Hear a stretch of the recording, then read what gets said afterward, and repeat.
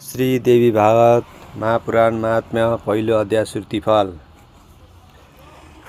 गर्थे यज्ञहरू अनेक दिन त्यो नै मिसारणमा चल्ने वर्ष अनेक योग्य रीतले थाले कुनै कालमा डुल्दै आइपुगे सै बखतमा श्रीसुत पौराणिक राखे आसनमा र पूजन गरी सोधा भए सौनक।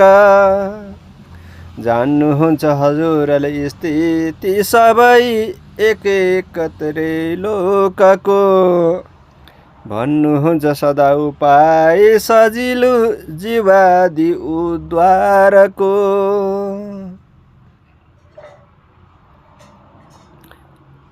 भन्नुहुन्छ सदा उपाय सजिलो जीवादि उद्धारको। हामीलाई सुनाउनु अब कुनै कल्याण गर्ने कथा जसले पाप सखाप पारी मनको सारा होस् दुर्व्यथा। उत्पत्ति स्थितिको ठुलो प्रलयको मुक्ति तथा ज्ञानको चर्चा गर्नुभयो सबै सुनिसक्यो शम्भु विधि विष्णुको। गर्नेछन् कली कालमा थरी थरी जीवादिले पाप जो यस त्यसको नाश गरिदिने शुभ कथा इच्छा भयो सुन्नको। चर्चा गर्नुहोस् प्रसन्न मनले केही ज्ञान तत्त्वको।